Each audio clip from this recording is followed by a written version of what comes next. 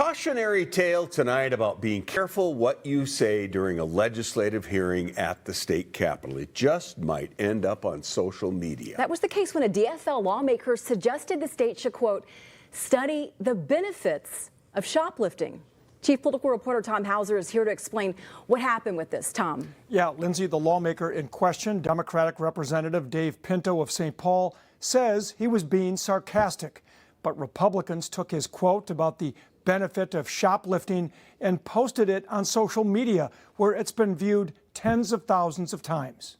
We have a hearing today on misclassification of workers. Representative Dave Pinto calls to order a hearing of a Workforce and Labor Committee.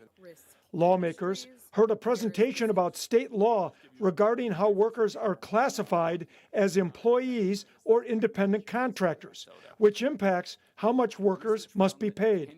One Republican, Representative Isaac Schultz, asked about the impact the classifications have on consumers if higher worker pay drives up prices. I wonder, through your studies, if you have studied the impact on worker misclassification to consumers and taxpayers. Minutes later, Pinto compared blaming higher worker pay for higher prices to the impact shoplifting has on prices.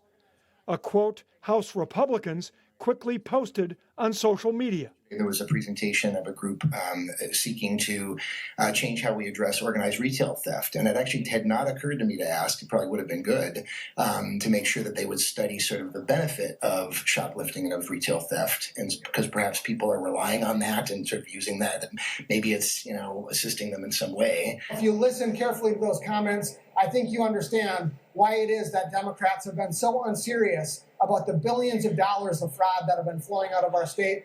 In a statement to 5 Eyewitness News, Pinto said, quote, "My comments intended to be sarcastic followed a line of questioning from Republican Representative Isaac Schultz suggesting a study is needed on whether the illegal practice of worker misclassification harms consumers. As a prosecutor, of course I take retail theft and shoplifting seriously. Any insinuation to the contrary is absurd, just like Representative Schultz's remarks were." Now, Representative Pinto declined an on-camera interview, but his original quote about shoplifting has been viewed more than 100,000 times across various social media platforms.